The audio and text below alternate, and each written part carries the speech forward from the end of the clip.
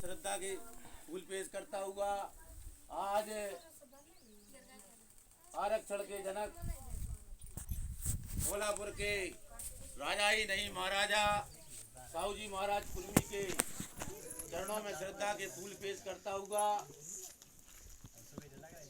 बैरों को खान, गूंगों को जवान और इस गुलाम भारत को पवित्र संविधान देने वाले परम पूज्य बाबा साहब अम्बेडकर के चरणों में मैं श्रद्धा के फूल पेश करता हुआ और इन सब महापुरुषों के दर्शन कराने वाले बहुजन समाज पार्टी के महानायक मानवर कांशीराम साहब के चरणों में मैं श्रद्धा के फूल पेश करता हुआ हम सबकी नेता हमारी प्रेरणा स्रोत बहुजन समाज पार्टी विश्व में आठवां नाम रोशन के उनका नाम है, ऐसी हमारी बहन कुमारी मायावती भारत के सबसे बड़े सूबे में एक बार नहीं 4 बार रही मुख्यमंत्री बहन कुमारी मायावती जी के चरणों में मैं नमन करता हुआ और आज इस कुरवाई विधानसभा की पोलिंग ललितपुर पोलिंग के इस जगह पर आप लोगों ने ये मीटिंग का कैडर की मीटिंग का आयोजन किया है। मैं आप सभी इस गांव के हमारे मोहल्ले के समाज के और बहुजन समाज के लोगों को माताएं बहनों को जो ज़्यादा तादाद में बैठी हैं इनको मैं अपनी तरफ से प्रणाम करता हूं और इस कार्यक्रम में उपस्थित कैडर के माध्यम से आपको बड़े गंभीरतापूर्वक अपनी बात को बताने का काम किया है। हमारे अनुज जानकी प्रसाद अहरवार जिला अध्यक्ष बसपा विदिशा और इस कार्यक्रम का सफल संचालन कर रहे हमारे बड़े भाई आदरणीय जमीउल्लाह खान साहब जो जिला उपाध्यक्ष बहुजन समाज पार्टी और आपके बीच में उपस्थित हमारे खिलान सिंह जी अहरवार जो मेलुआ से चलकर आए हैं और हमारे बीच में हमारे भाई अनिकेत जी अनुज हमारे भतीजे साहब और आज इस कार्यक्रम का जो सभी लोगों के मार्गदर्शन में जो इन्होंने जो मीटिंग आयोजित की हमारे भाई अमर सिंह बौद्ध जी और हमारे बुजुर्ग युवा माताएं बहनें सम्मानित साथियों, आपने बड़े गंभीरता पूर्वक हमारे जिला अध्यक्ष जी की और साथियों की बात को आपने बड़े गंभीरता से सुना है। मुझे भी इधर आप लोगों के बीच में बोलने का अवसर दिया है, इसलिए मैं आप लोगों से इस मौके पर कहना चाहता हूँ। सम्मानित साथियों, आज बड़े सौभाग्य का दिन है। इस देश के मनुवादी व्यवस्था से दबे कुचले समाज को हक और अधिकार दिलाने के लिए हमारे बीच में जो उधर प्रथम बार तस्वीर लगी है छत्रपति साहू जी महाराज कुर्मी की, इन्होंने इस देश के अंदर असमानता थी, भाईचारा नहीं था और उस असमानता को खत्म करने के लिए हमारे मानवर हमारे आरक्षण के जनक छत्रपति साहू जी महाराज कुर्मी ने हमारी समाज को हक दिलाने का काम किया है और वो हक अधिकार दिलाने के लिए सबसे पहले परम पूज्य बाबा साहब अम्बेडकर को विदेश जाने के लिए 25 रुपए वजीफा दे करके और उधर विदेश भेजने का काम किया।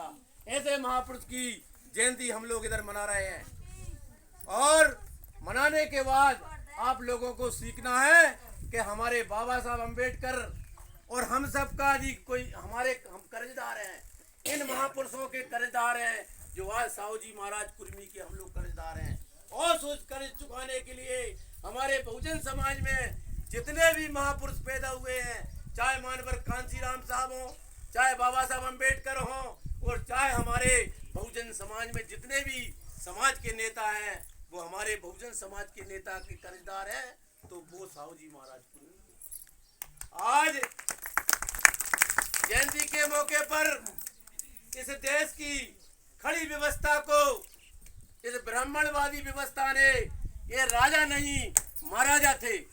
आप लोगों ने सुना होगा राजा होते हैं दिग्विजय सिंह राजा, माधोराव सिंधिया राजा और ये महाराजा थे, लेकिन ये महाराजा होने के बाद भी इस ब्राह्मण व्यवस्था में इनको राज गद्दी तिलक लगाने का भी अधिकार नहीं था।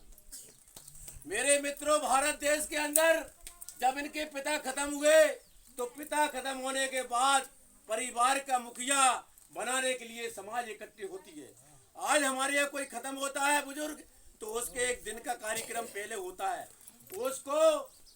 उसको जो है सम्मान की तौर पर उसको तौलिए बांधने का काम हम लोग करते हैं कि नहीं करते?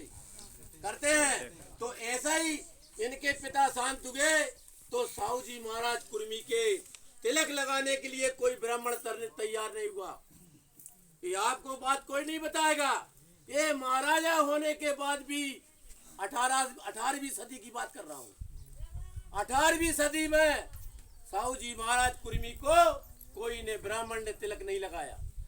एक जो ब्राह्मण था उत्तर प्रदेश के अंदर, जो भट्ट ब्राह्मण था, उस जमाने में 1 लाख रुपए उसने लिए।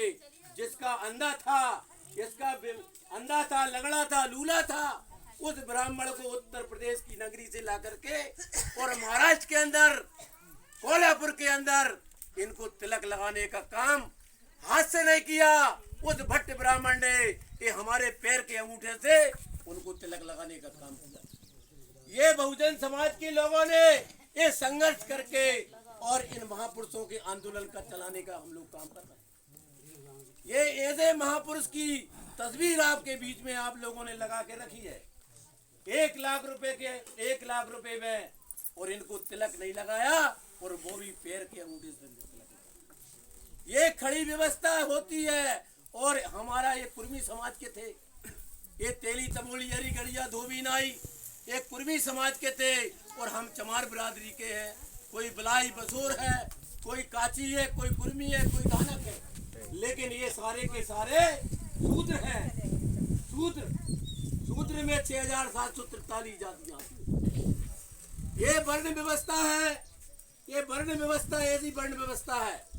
मनु ने आपने सुना होगा, आप रामायण पढ़ते होंगे, या वो क्या होती है, भजन होते हैं, भजन होते हैं नहीं, उसमें बोलते हैं मनु जी तूने वर्ण बनाए 4।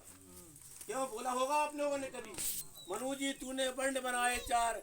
ये वर्ण व्यवस्था मनु ने ऐसी बनाई थी, खड़ी व्यवस्था।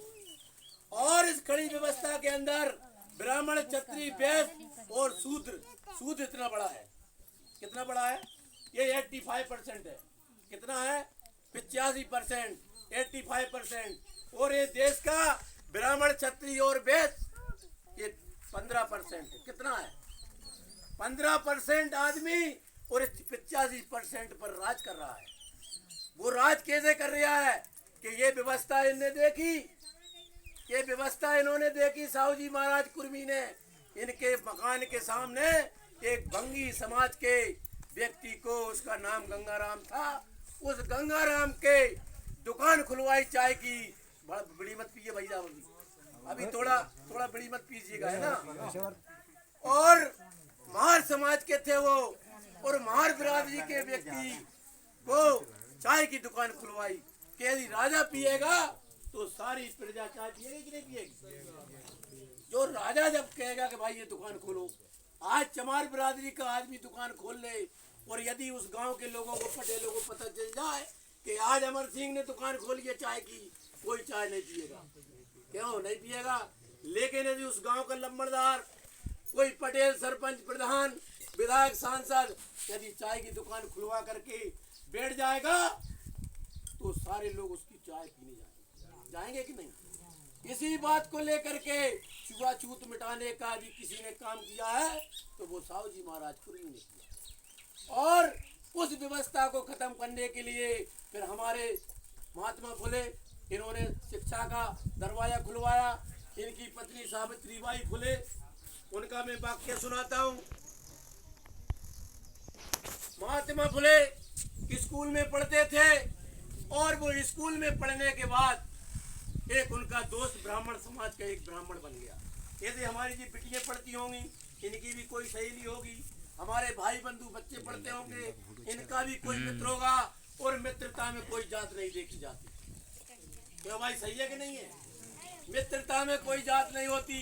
तो हमारे साहू जी हमारे महात्मा फुले 8वीं क्लास में पढ़ते थे, और उस 8वीं क्लास में एक ब्राह्मण समाज का लड़का था, उससे उसकी मोहब्बत हो गई, उससे उसकी दोस्ती हो गई, उससे फ्रेंडशिप हो गई। और फ्रेंडशिप होने के बाद उसकी एक शादी का समय आया, ब्राह्मण समाज के लड़के की शादी हुई। देखिए आप बात, ब्राह्मण समाज के लड़के की शादी में और हमारे महात्मा फुले जी को बुलाया जाता है। और उस समय बेटा बातें करो, उस समय हमारी समाज के बिरादरी की कोई बाल नहीं काटता था। सेन समाज का आदमी हमारी समाज के लोगों के बाल नहीं काटता था।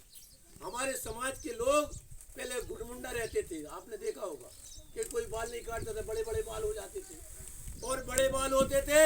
और ब्राह्मण का जो है, एक आपने देखा होगा, कभी इलाहाबाद गए होंगे, आप कभी उज्जैन गए होंगे, तो वो ब्राह्मण पूरा टकला रहता है, उसके बीच में बड़े बाल रहते हैं।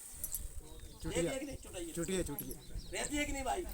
आप कोई इलाहाबाद गए हैं आप लोगों में से देखे होंगे। तो ये ब्राह्मणों ने देखा ये शूद्र समाज का महात्मा फुले, ये तो शूद्र है और ये शूद्र बारात में कैसे आ गया? बारात रुक जाएगी, बारात रुक गई, बारात रुक जाती है और रुकने के बाद ये शूद्र व्यक्ति कहाँ से आ गया? ये शूद्र महात्मा फुले कहाँ से आ गया? जब पूरी बारात को रुक जाता है, भाई हम नहीं जाएंगे तेरी बारात। अब लोग कहेंगे भाई क्यों नहीं जा रहे? कह लेंगे तुम्हारी बारात में शूद्र समाज का आदमी कहाँ से आ गया भाई, इसको भगाओ। तो भगाने के लिए तैयार हो गए। दोस्त कहने लगा भाई इसको मत भगाओ, मेरा दोस्त है। कह लगे पर एक काम कर कि तू अपने दोस्त को ले जा करके बारात ले जा और आपकी बहू को लेकर आ जा। ऐसा कभी हो नहीं सकता। अब भाई देखिए अपमानित हुए। कौन हुए अपमानित? महात्मा फुले। जो तस्वीर लगी है आपकी ये वाली, ये तस्वीर इसमें भी छपी है, देखिए हम लोगों के रिकॉर्ड में तस्वीर है। ये तस्वीर देखिए, ये तस्वीर महात्मा फुले की है। यहाँ ये महात्मा फुले की पगड़ी वाली दिख रही ना आपको? ये पगड़ी वाले बाबा, ये पगड़ी वाले बाबा बारात से भगा दिया। बारात से जाकर के और एक नदी के नाले के किनारे जाकर रोने लगे कि मेरा इतना अपमान हुआ है और हमारी समाज का आदमी को सार में पंगत खा गया जाता है। अपन जाते कि नहीं भाई? कोई ठाकुर तुम्हारे गांव का बुलाता है, तुम सारों में नहीं खाते क्या? खाते हो ना? तुम्हारा अपमान नहीं होता तो पंगत खाना बंद कर दो, ठीक है नहीं? जब अपमान होता है, यदि हमको आपको रोटी खिलाना है, हमें चबूतरे पे खिला दो, हमें फर्श पे खिला दो, लेकिन सार में नहीं खाएंगे, ये गली में नहीं खाएंगे। ये हमें समझना होगा। हम आपसे कह रहे हैं खास तो भाई सुन लो, हमने भी नहीं खाई, लेकिन हम वकील हैं, लेकिन हमें पीड़ा है समाज की। ये पीड़ा बता रहा हूँ मैं, दर्द बता रहा हूँ। वो दर्द हमको है, हमारे साथ कोई घटना नहीं घटती है, लेकिन दर्द इस समाज का है हमारे लिए। तो मेरे मित्रों, मैं भी आपको कह रहा था, महात्मा फुले रोने लगे, नदी के किनारे रोने लगे जाकर के। और हमारा जो चमार बिरादरी का, हमारा धानक बिरादरी का, हमारा मेहतर बिरादरी का, बलाई बिरादरी का